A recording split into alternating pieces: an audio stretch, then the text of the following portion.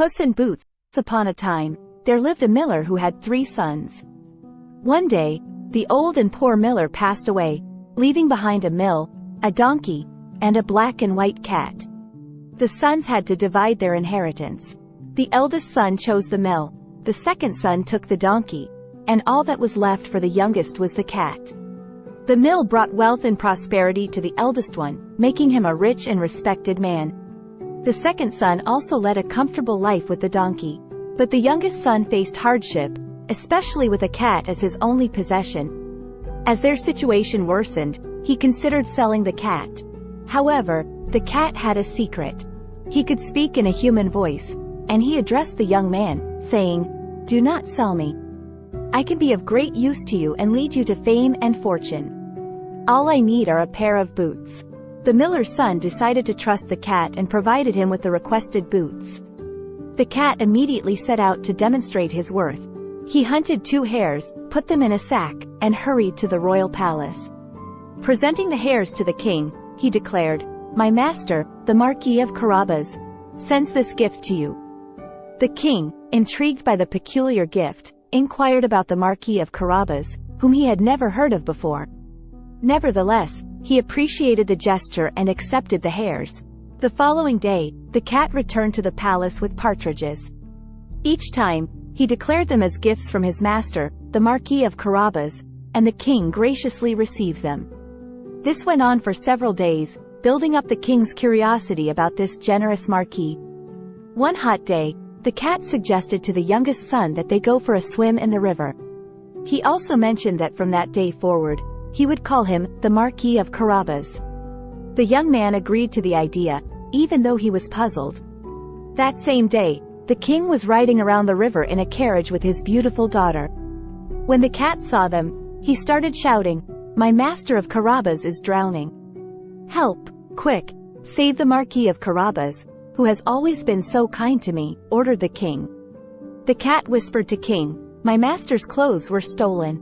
The king ordered to give the finest clothes for the young man, who, now impeccably dressed, caught the princess's eye, and she fell in love at first sight.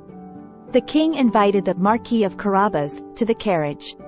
"We would be honored if your highness visited the castle of the Marquis of Carabas," the Puss in Boots invited him. The king accepted the invitation and the cat started ahead of the procession. As the carriage approached, the cat ran ahead to warn the peasants they met on the road. "Good people," he told them, "when the king asks you who owns this land, you must say it belongs to the Marquis of Carabas. If you don't, the king will have your heads." A little further on he met a shepherd and ordered him to do the same. The king arrived a moment later and said, "Tell me, to whom do these sheep belong?" "To the Marquis of Carabas, your highness," answered the shepherd. That marquis must be a really rich and powerful man, the king thought to himself with pleasure. Meanwhile, the cat arrived at a terrible ogre's castle, which ruled the entire territory. The cat approached the ogre with a deep bow. "I am delighted to stand before the most powerful man in the world," he said. "I have come to warn you of rumors." "What rumors?" the ogre asked, puzzled. "They say you're old and can't use your magic," said the cat. This angered the giant.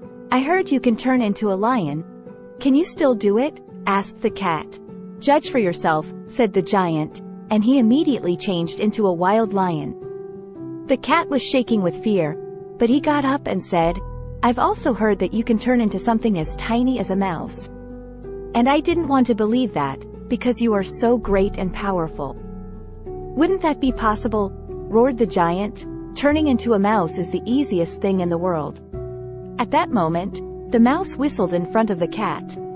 Without delay, the cat jumped on her and swallowed her. And that was the end of the giant.